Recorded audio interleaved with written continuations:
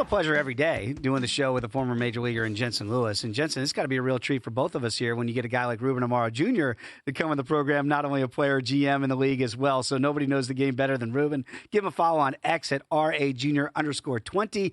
Kind enough to join us this morning from Clearwater, Florida.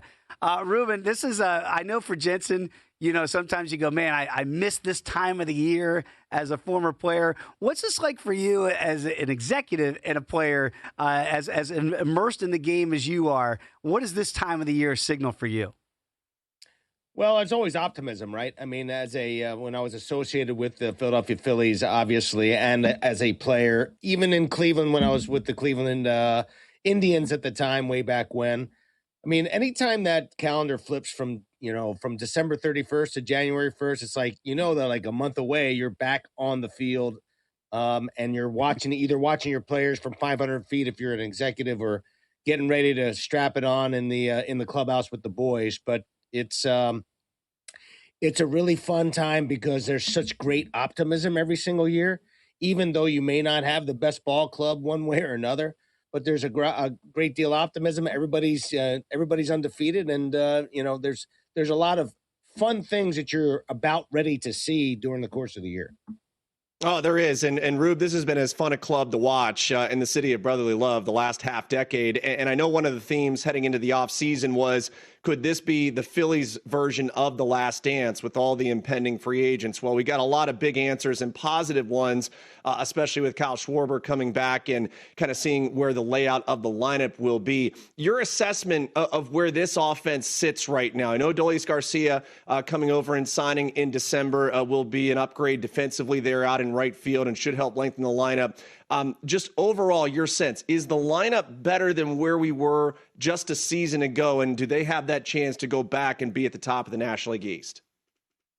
Honestly, I do think so. I think it's a little bit better, and I'll tell you why. One, I actually thought that they might mix it up a little bit. There was some talk, obviously, about the Phillies possibly getting Bo Bichette. That didn't work out, and they ended up bringing JT Realmuto back as a result. But the things that I look at on a positive side as far as the lineup is concerned, and it was like a top 5 offense as it was, but I think it's obvious that they need some protection after the first 3 guys in the lineup. You're going to have Turner, Schwarber, and Harper in the first top part of that lineup. Are the guys Alec Boehm, are the Marshes of the world, Adolis Garcia, who they've acquired, Bryson Stott, and so forth. Are those guys going to be better? Are they going to be more productive? Well, I do believe that at the very least, I think Alec Boehm, who had suffered a bunch of injuries last year, I think he's going to be a much better player. He had 2 straight 97 RBI seasons. I think Adolis Garcia, think they are hoping that he gets closer to his production in 2023 when he was a pretty darn awesome right-handed bat for the Texas Rangers. I think that they feel that they can make some tweaks with his setup and his approach to sort of improve on what he's done the last couple of years. And then when I look at the numbers that of Brandon Marsh, who's ticketed to be the left fielder, and Bryson Stott, if you look at the last half numbers on both of those guys, they're pretty darn good. They had excellent second halves of the season. Bryson Stott made a mechanical adjustment in his stance and his setup that has really propelled him forward, I think, to be the kind of hitter that he can be. And Brandon Marsh, I think his confidence sort of just bounced back at the end of the year last year. So they're going to have a different center fielder in Justin Crawford to give him a little speed, another dynamic that I think it's important for them to have. And I do think that there is some optimism about, at least from my vantage point. I don't know about the fans, how they feel about it, because they're feeling like they're running it back again with basically the same lineup, which is not untrue. But I do believe that they're going to get some improvement from the guys that are ticketed to be in the starting 9.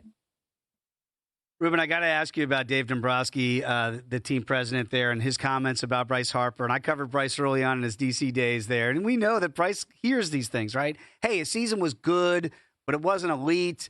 Bryce kind of found those comments wild. What do you make of that from the front office of the player? Was it needling on purpose, or do you think it was just kind of a flippant comment that maybe was misconstrued?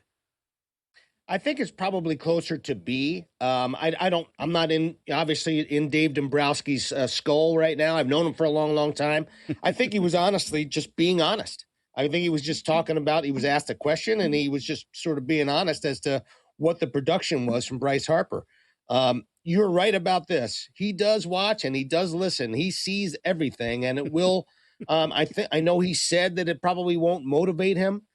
I have to believe, at least from my vantage point, that there's a little bit of a piece of in him that is saying, hey, don't forget about me. I know that there's the Aaron Judges and the Otanis of the world and the other players that are sort of taking over the that modicum of the best player in the world. But I got to believe that Bryce Harper is starting to feel like, hey, don't forget about me, boys. I'm still a pretty damn good player, and I'm going to show the world that I can do some things.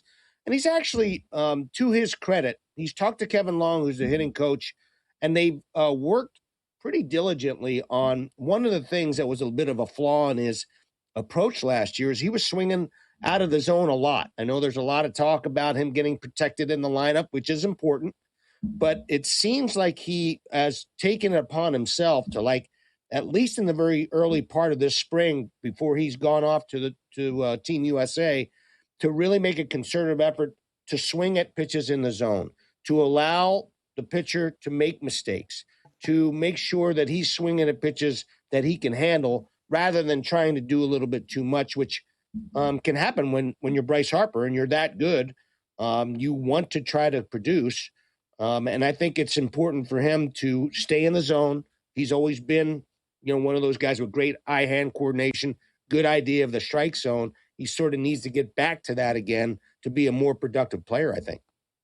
Really good stuff. Ruben, let me go to the other side of the ball, and it will be a point of contention here and twofold for you. Number one, an update on kind of where we are timetable-wise for Zack Wheeler. Obviously, having the thoracic outlet injury this past year and derailing what many thought could have been a Cy Young winning campaign.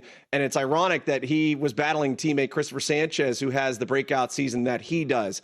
Where we are with Wheeler and what we could expect here in 2026, and then also your feeling on where the overall nature and construction of the Phillies rotation will be. Yeah, obviously having Wheeler back is a really important one. The fact that Christopher Sanchez has stepped up and Luzardo, Jesus Luzardo has also really stepped forward as well. I think the most important aspect of what's happened, or one of the most important aspects of what has happened so far this spring, is that Zack Wheeler has now thrown his third bullpen. He feels free and easy. He's thrown the ball. I've actually had conversations with him. He seems like Zack Wheeler of normal. I mean, it's not, he's now to the point where obviously he's had a later start, but he's starting now, I think, to start to ramp up to get ready for the season. He has no ill effects so far on what's going on. The ball's coming out good. He's got good command of his stuff. He's even working on a brand new pitch, which is a split that he's changing his grip on, which is something that he's pretty excited about. And, the great ones, Jensen, as you well know, the great ones try to make themselves a little bit better every year. Well, even though he's coming back off of this surgery, he's still working on something a little special to maybe combat some of the numbers that the left-handers have against him. And look out National League East if he masters that pitch, because if he comes back healthy, obviously a really important part of the rotation. But if he comes back healthy, hopefully in late April or early May, I think that's going to be a huge boost to the Phillies, and necessary because they don't have a whole lot of depth, which is the big issue in their rotation. Beyond, the five guys that they healthy guys that they have, excluding Wheeler, you have Sanchez, as we mentioned, Luzardo, Aaron Nola has thrown well so far this spring, but had a really tough season last year. They have Taijuan Walker, and then they're counting on the youngster Andrew Painter, very, very talented young man. But beyond that, they don't have a whole lot of depth, and that's a bit of a concern for the Phils. Ruben, it's been great talking to you again. Give him a follow on X at RA Jr _20.